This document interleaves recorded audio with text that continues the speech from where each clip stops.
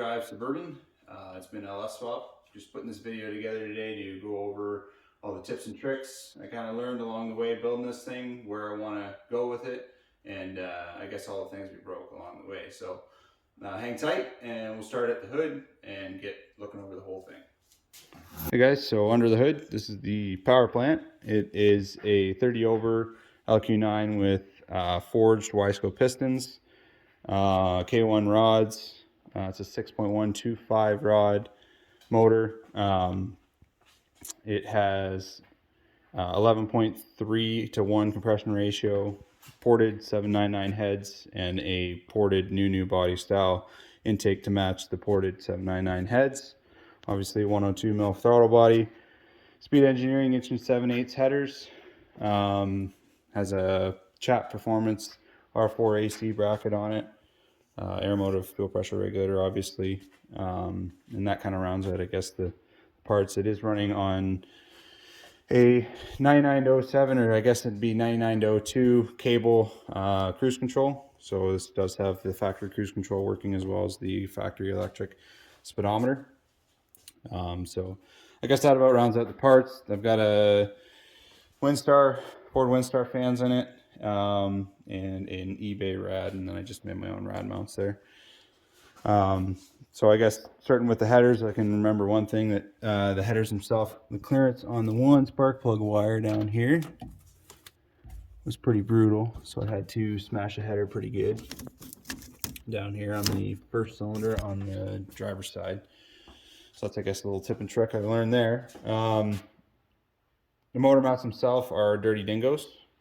I found on this truck itself that the mounts are actually pretty low. It kind of has the motor pretty low in the engine bay to the point where it's kind of pretty tight to the center link. So I'm going to try and address that this year with a F-body oil pan. Just recently put the Chat Performance R4 AC bracket on. Had a bit of struggle with alignment. Used my laser alignment tool and actually ended up having to shim it a little bit. But other than that, been pretty good. The Ford Windstar fans actually gave me a bit of problems. They draw a ton on startup, and it kind of can load the truck up pretty good with the alternator. So I'm going to try and use a pulse width module to control the fans and have them kind of slowly come up rather than just jolt the amperage up. Other than that, it's running a couple new rad hoses I figured out this year. I can post the part numbers. Then ended up working pretty clean with the rad and everything. I just had a 99-07 stock truck rad hose on it before, which worked, but kind of went all over on top of the rad and didn't look very good. So clean that up. These are the factory heater lines. Lower is off of a 99-07 truck as well. I believe I might have trimmed it to fit. Stock coils. It's got a Hellcat pump, 425, I think they are, in the tank. I used all AN stuff to the factory lines, and actually just adapted to the factory lines because this is a Southern truck, so the fuel lines were still in great shape, and 3/8 or whatever, the factory fuel lines seem to be good for what I'm doing right now. I guess that brings me to the injectors. It's got quantum fuel system, 80 pounds in it. Great injector company, because that was another issue I had, was not getting genuine Bosch injectors, and it just about actually hydrolocked this motor when it only had about 2,000 miles on it. One of the injectors was stuck wide open. I've since put, I think, 2,000 or 3,000 miles on these injectors, had no issues, but the non-genuine Bosch ones I was getting before, I just couldn't seem to get a good enough batch of them, and I guess a lot of people do say that the China ones are pretty bad. So it was a reputable company, but they just, I guess, didn't have very good injectors. So that was one of the lessons we learned with the motor. Other than that, it runs really well. It does everything it needs to do. So far, our fastest time is a 13.1. I can't remember the mile an hour. I think it was 106. So obviously trying to break 12s. It's got a 4L80 behind it with a locally made 4,000 stall converter. Actually ended up getting a Circle D for this year. Kind of talked to the guys at Circle D and said I wanted something a little bit loose, just because she's a big heavy truck, and try and get it hard out of the hole. So that's one of the things I'm going to be installing shortly here, is pulling the transmission out, kind of readjusting all the wiring harness and everything because it's kind of haggled in there. I was in a bit of a rush. And the alternator wire was just me testing a new thicker alternator lead. That will all be cleaned up as well. And yeah, so let's head to the bottom of the truck and I'll kind of go over the other things I learned underneath there and what's going on under there. All right guys, so here it is, the underside of the truck. I guess first of all we can look at the dirty dingle mount problem I guess I was talking about before. I don't want to hate on the company or anything like that. This very well could just be my experience, my truck. But for me, this was the mounts put the motor super low. The easiest solution I guess would be just to swap the mounts themselves. But all my driveline angles and everything are set up to these mounts, so I'd rather just kind of keep them for now and work around it. So I've got an F-body oil pan, which allows for a little bit more clearance around the center link up here. So I'm going to swap that out for more clearance there, and also so that it's not hanging down underneath the cross member here. Moving on, this is the 4L80 I have in here. This is number 3. I had a lot of struggle with the 4L80 and blowing them up, just I think more than less just because of my tuning. Kind of playing around with the Terminator. The Terminator does whatever you tell it to do. So you find out pretty quick if you're doing something wrong. It's got all polyurethane mounts in it. And I just recently put in a new hanger bearing. Did a little bit of background research on that and actually used a 2003 extended cab GM hanger bearing.